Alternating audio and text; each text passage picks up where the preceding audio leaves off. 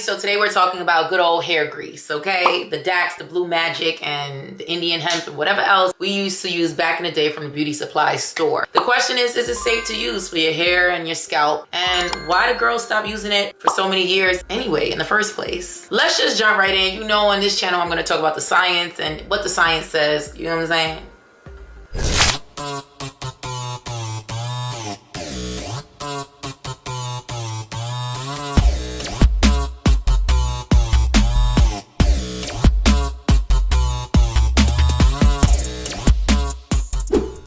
So let's just jump right in. Let me look at my notes, okay? Just assuming you don't know, it's a thick, oily substance that's usually like petroleum-based, petrolatum-based, beeswax-based, oil-based, etc. Usually it resembles Vaseline, petroleum jelly. Like, it's very greasy, right? Like, it's grease, it's hair grease. Who don't know what hair grease is, okay? You know? But can it be used for all hair types? Is it preferable for a particular hair type? While it can be used for all hair types, I don't recommend it if you have, you know, thin, straw, fine hair. If so, you don't want to use it liberally.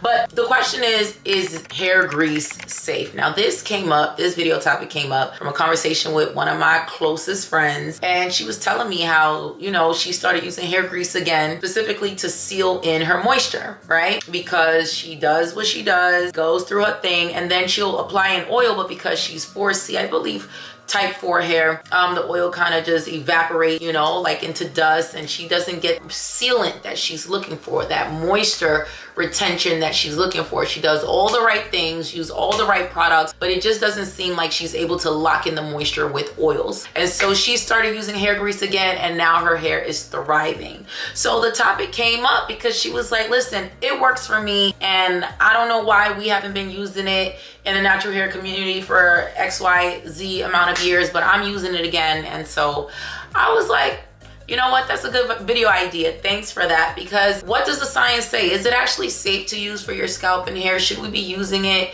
Let's see. So basically, what do I think? Is it safe to use hair grease, right? And I'm gonna just go ahead, quick answer is yes. In moderation, it is safe to use hair grease.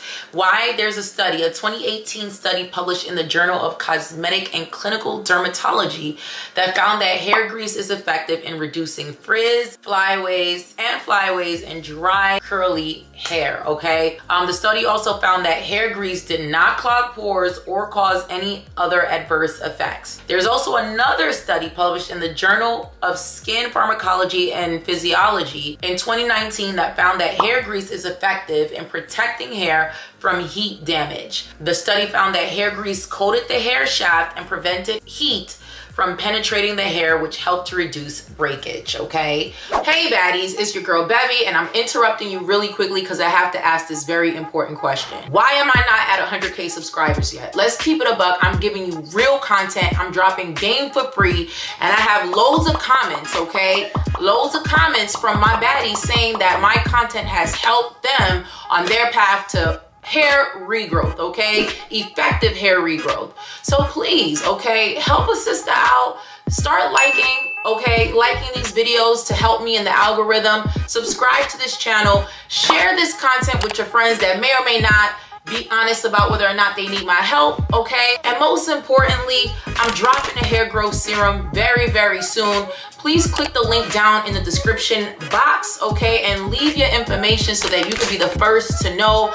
I'm about to turn the hair loss treatment, okay, space upside down on its head because the gatekeepers don't look like me, and I'm about to fix that, okay? I'm looking out for your interests. I'm really helping you because I really care. This is my mission, and I need your support. So that's all I had to say, okay? Continue on.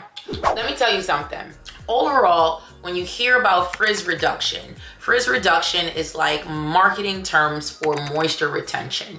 Why? Because if you lock in moisture in the hair shaft, you avoid the hair shaft from having something called friction, which causes frizz. Friction, aka frizz, is a sign that there is not a lot of good moisture. Also a good sign that you have split ends, but for the most part, if you're not retaining moisture, you do tend to have frizzier hair. So when you see frizz reduction, a lot of times those are products products that include ingredients that are good for hydration, that are good for strengthening the hair, and good for basically locking in hydration to remove the frizz. A lot of times, ingredients that are clinically proven to increase hydration and seal in moisture are things like glycerin, dimethicone, and others like hyaluronic acid, okay? But in sticking with the topic of hair grease, dimethicone and glycerin are typically found in hair grease or hair grease like stylers, right? Or protectants, right? Because if you look at something like dimethicone, even petroleum, these are things that are called occlusives. Occlusives in general, just to make it very easy, is kind of like an ointment or like a substance that when you place it on top of something, it maintains the moisture. It keeps it sealed in, and some occlusives go as far as even drawing moisture like a humectant from the atmosphere. And so these hair greases are really good for locking in moisture. They seal it in. Like for me, like when I talk about like my, you know, I'm naturally an ashy girl. I feel like brown skinned people are just naturally ashy. By brown, I mean literally brown, okay? Like if you're brown, you're one of the most ashiest people, I think. And truthfully, like what I do when I try to lock in moisture on my skin is I put my lotion and then I use something like Aquaphor, which has like that grease-like substance because of that dimethicone, and it's an occlusive. I always add an occlusive to lock in the moisture after I moisturize my skin, mostly in the winter time. You know, I don't want to use an occlusive a lot in the summer because then I'll be sweating, right? And I'll be busting out with balls of sweat. And so for the most part, like even if you have cracked feet, and I'm not going to give it away right now, but if you have cracked feet, really callous feet, if you work on your feet and you have callous heels, there's a great product to use, and I'm going to give you that one in like a short, so I'm not going to give it away here, but you put that on and then you can seal that product in with an occlusive like Aquaphor or Vaseline petroleum jelly, etc.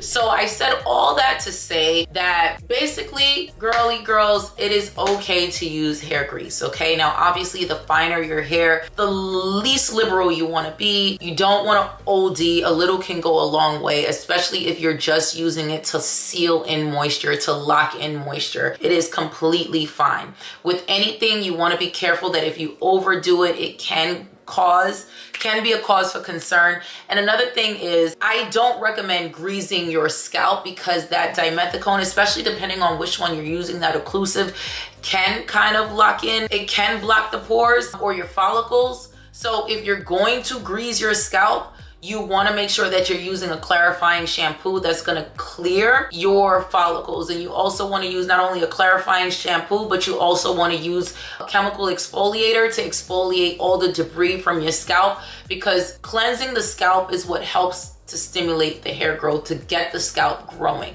So if you are using hair grease, just be really cautious and really careful to actually clear the debris, because hair grease is so thick or so occlusive, not thick, but occlusive, meaning it can really lock in and set there that even when you wash your hair, it doesn't fully remove it. And so the goal is to remove the occlusion so that your scalp can breathe, okay?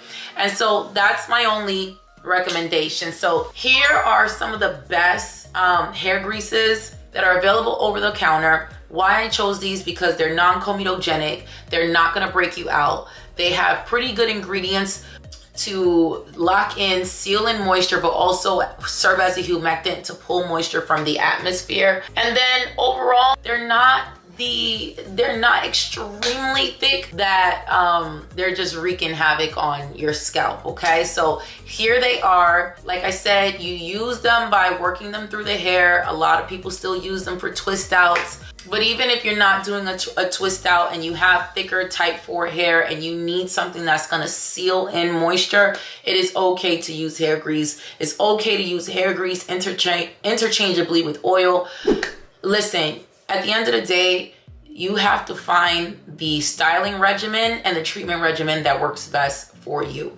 So this is just another tool that you can either add to your toolbox, you can skip it. If it's not, if what you've been doing has been working for you, don't say, oh, let me go back to using hair grease. At the end of the day, there are different strokes for different folks, and I just want you to know that there's so many different ways to skin a cat, or I like to say there's so many different ways to fry chicken. You can use buttermilk, you can use sweet tea, you can do it in hot sauce, you can do a double coat, like a double dredge. Like there's so many different ways. You have to find the way that you like the best and that works the best for you and your situation. And you have to find the way that works best depending on the climate that you're in.